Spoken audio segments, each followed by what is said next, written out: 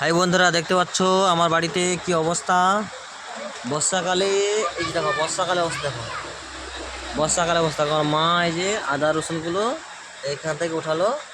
হ্যাঁ, জলে পুরো ভেজা ছিল আদা রসুনগুলো, একবারে জলে ডুবে গেছে পুরো বাড়িটা। ঠিক আছে, এই চাষার বাড়ি তো, এই বাড়িতে এই বর্ষাকালে এত কষ্ট করে থাকতে হয়।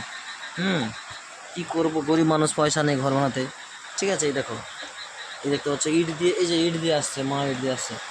এই দেখো, আমি তোমাদের আমার রুমটা দেখাচ্ছি। এটা আমার রুম, এটা এটা মার রুম। তো এটা হচ্ছে আমাদের রুম, আমার বিছানা এটা।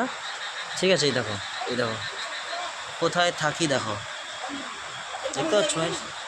দেখো ইট দেওয়া আছে, বন্ধুরা দেখতে পাচ্ছ ইট দেওয়া আছে। ইট দিয়ে, এই যে ইট দিয়ে বিছানায় উঠতে হয়। এই যে পালং ঘরটাকে ইট দেওয়া আছে, নাহলে নিচে করে জল জমে গেছে। দেখতে পাচ্ছ পুরো 1 ইঞ্চি 2 ইঞ্চি করে জল জমে আছে। বাইরে বৃষ্টি হচ্ছে, প্রচণ্ড আওয়াজ তোমরা শুনতে পাচ্ছ বৃষ্টির আওয়াজটা। ইট দিয়ে আসতে হচ্ছে। দেখো পুরোটা পুরো ভেজা। আর বাইরে তোমার দেখাচ্ছি, বাইরে দেখো কি অবস্থা। এই যে বাইরে বৃষ্টি হচ্ছে, বাইরে বৃষ্টি হচ্ছে, অঝরণে বৃষ্টি হচ্ছে বাইরে, দেখতে পাচ্ছ ভাই? আচ্ছা, বাইরে বৃষ্টি হচ্ছে আর জল জমে আছে।